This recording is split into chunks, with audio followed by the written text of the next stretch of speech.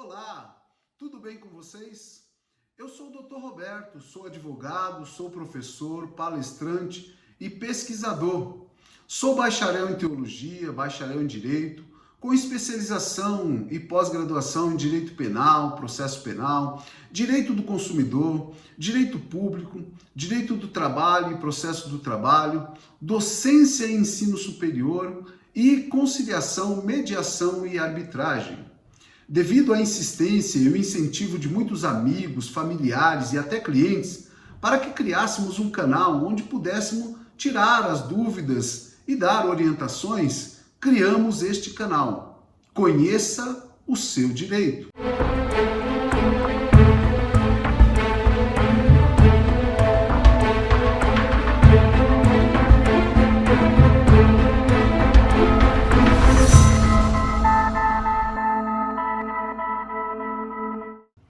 O intuito deste canal é sanar as dúvidas corriqueiras e comum entre muitas pessoas.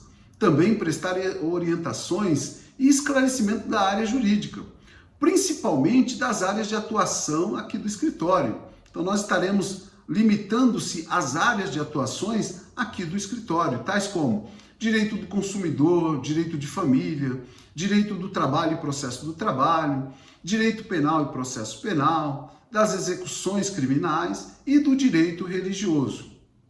Hoje começaremos com o direito religioso, um tema que está em voga devido à recente inclusão da atividade religiosa no rol dos serviços essenciais aqui no estado de São Paulo. Vale lembrar que não entraremos no mérito da decisão do governador e nem faremos comentários políticos. Quanto à fundamentação legal, hoje vamos nos ater somente à Constituição Federal e ao decreto.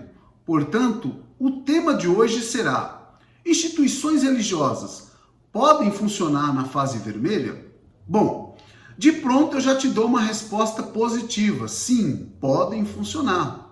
Desde que foi inclusa nas atividades essenciais, as instituições religiosas podem funcionar na fase vermelha, desde que cumprida as determinações, as exigências. Para começarmos, temos que esclarecer que estamos aqui no estado de São Paulo, capital, e as informações prestadas está calcada em um decreto estadual. Visa informar e esclarecer sobre o funcionamento da atividade religiosa na fase vermelha, aqui no estado de São Paulo. Portanto, este decreto não tem força normativa para outros estados.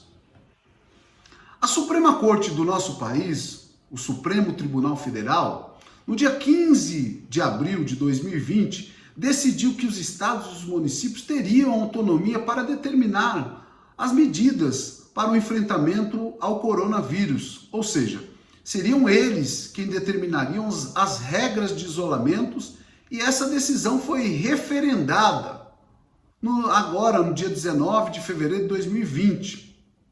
Portanto, a decisão aqui do governador do estado de São Paulo, reconhecendo a atividade religiosa como essencial, é um decreto estadual. Porém, é necessário que os prefeitos do município do estado de São Paulo ratifiquem esse decreto, uma vez que este também tem competência e autonomia para determinar as medidas para o enfrentamento do coronavírus em seus municípios. Bom, nós também temos um decreto federal, o decreto de número 10.292 de 2020, que também coloca a atividade religiosa como uma atividade essencial. A nossa lei maior, a Constituição Federal, no artigo 5º, no inciso 6º, estipula a inviolabilidade, a liberdade de consciência e de crença, assegurando o livre exercício dos cultos religiosos e garantindo na forma da lei a proteção aos locais de culto e às suas liturgias. O que isso significa? Significa que nós temos um direito garantido pela Constituição Federal e fundamental, incluso nas cláusulas pétreas. Um direito que está esculpido na nossa lei maior, aonde nos dá a liberdade de consciência e de crença, ao exercício das atividades religiosas, e a proteção dos locais de cultos, ou seja, os locais da atividade religiosa são protegidos pela Constituição Federal e também as suas liturgias. Nós não vamos entrar aqui no mérito, como já disse antes, na hierarquia das leis, com relação à hierarquia das leis, vamos nos ater unicamente ao momento que estamos vivendo, aos decretos e à Constituição Federal. Foi publicado também no último dia 2 de março de 2021, no Diário Oficial, o decreto aqui estadual que classificou a atividade religiosa como uma atividade essencial em todo o estado de São Paulo enquanto durar a pandemia. O governador João Dória explicou que pretende tornar esse decreto em lei, para que fique claro que as atividades religiosas é uma atividade essencial. Ele reforçou que todas as atividades religiosas deverão seguir as medidas sanitárias, como ocupação limitada dos assentos, distanciamento social, aferição de temperatura na entrada e o uso obrigatório de máscara.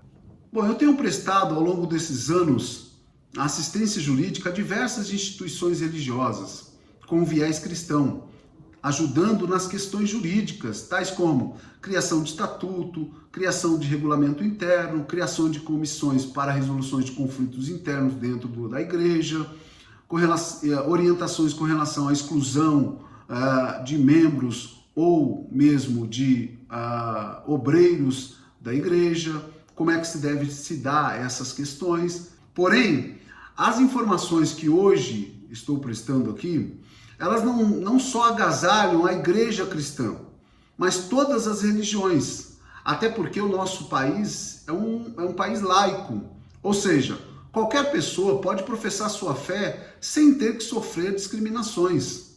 Assim sendo, o reconhecimento da atividade religiosa não se vincula ou restringe a uma única religião, mas a todas as religiões. O reconhecimento da atividade religiosa, sendo essencial, não dá aso para cometer arbitrariedade. A inclusão no rol das atividades essenciais vem com exigências, tais como: não pode haver superlotação do templo.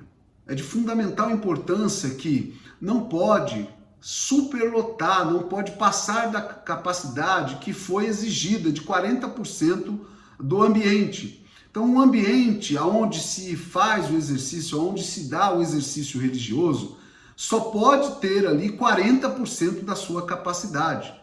Outra exigência é o distanciamento social, de 1 metro a 1,5 metro de pessoa a pessoa. Precisa ter o distanciamento social. Outra exigência é o uso obrigatório de máscara.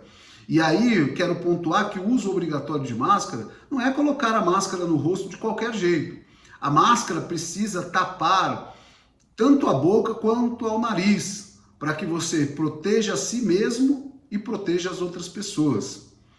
Outra exigência precisa a aferição da temperatura ao adentrar no recinto. Eu, que tenho aí passado por diversas igrejas, tenho percebido que muitas instituições religiosas não têm aquele aparelho para aferir a temperatura. É necessário, é preciso ter aquele aparelho para aferir a temperatura. Também é preciso fazer uso do álcool em gel. Cumpridas essas exigências, é óbvio, você poderá exercer a sua atividade religiosa de uma forma plena naquele ambiente. Vale lembrar que tanto o decreto estadual quanto o decreto federal exige a obediência do cumprimento das determinações impostas pelo Ministério da Saúde, ou mesmo aqueles que a impõem, seja ela estadual, municipal ou mesmo federal. Para finalizar, quero pontualmente parabenizar o governador do estado de São Paulo, João Dória, por essa decisão, reconhecendo que a atividade religiosa é essencial, garantindo aos cidadãos paulistanos o direito constitucional e fundamental da liberdade religiosa, de poderem buscar amparo, acolhimento e auxílio espiritual, porque para esses a prática religiosa é um refúgio frente às calamidades e os sofrimentos que a vida lhes apresenta. Para muitas pessoas, a espiritualidade está diretamente ligada à sua forma de interpretar o mundo. O propósito da vida, as dificuldades encontradas, a morte, entre outras questões, encontram sentido na fé. Crer em algo que transcende pode ser um antídoto para que a humanidade atravesse com segurança esse momento de pandemia. Os resultados mostram que quanto maior o nível de envolvimento religioso, menos são os níveis de depressão, índice de suicídio, problemas com álcool e outras drogas. Maior qualidade de vida e menos mortalidade geral. O indivíduo passa a se preocupar mais com os outros e não pensa só em si mesmo. Além disso, o propósito existencial, a vida imaterial e de que existe algo além, a religião pode trazer serenidade para essa situação. Com todo respeito àqueles que não professam nenhuma fé, e também aos que defendem que as instituições religiosas devem permanecer fechadas durante o período que durar a pandemia do novo coronavírus, cunhando tal posição no aumento do contágio e de número de óbitos noticiados, afirmando que a realização das atividades religiosas só contribuirá para o aumento do contágio do vírus. A religião para o ser humano é uma necessidade essencial, principalmente nesse momento tão difícil que estamos vivendo. É tão essencial quanto ao alimento, a liberdade ou mesmo a vida. A existência do ser humano está ligada diretamente à religião, e tirar isso dele é o mesmo que tirar-lhe a esperança. Embora vivemos em um plano físico e precisamos do básico para a nossa subsistência, assim é a atividade religiosa. Embora saibamos que a fé pode e deve ser exercida em qualquer lugar, escolhemos um local, onde o propósito ali é único e exclusivo, o exercício da fé. É onde lançamos as nossas orações, as nossas petições, as nossas queixas, é onde buscamos força e fé. Por isso, sou defensor e apoiador que a religião é sim uma atividade essencial. Exerceremos a nossa fé com responsabilidade, cumprindo todos os protocolos de segurança e critérios sanitários de proteção aos que ali participam. Não podemos culpar as instituições religiosas pelo aumento do contágio ou mesmo pelo número de óbitos, até porque as atividades religiosas têm seguido à risca e obedecido todos os critérios sanitários de proteção àqueles que participam naqueles locais. As instituições religiosas, sim, têm obedecido todos os critérios sanitários. Porém, os transportes públicos superlotados, onde não há nenhum cumprimento das normas sanitárias, as festas clandestinas, os bailes funk, esses sim são o epicentro da proliferação do vírus. Dito isso, quero agradecer a todos que estão nos prestigiando assistindo esse vídeo. Espero realmente que tenha ajudado. E a você, líder, independente de sua religião, que você possa gozar do seu direito com prudência, respeitando todos os protocolos de segurança. Deixe aqui o seu like, o seu comentário, compartilhe este vídeo, se inscreva no canal para que você possa receber novas postagens, esclarecendo outras dúvidas. Deixe aqui a sua dúvida para que nós também possamos criar um vídeo em cima dela. Quero agradecer muito por vocês estar conosco. Muito obrigado a todos. Deus abençoe.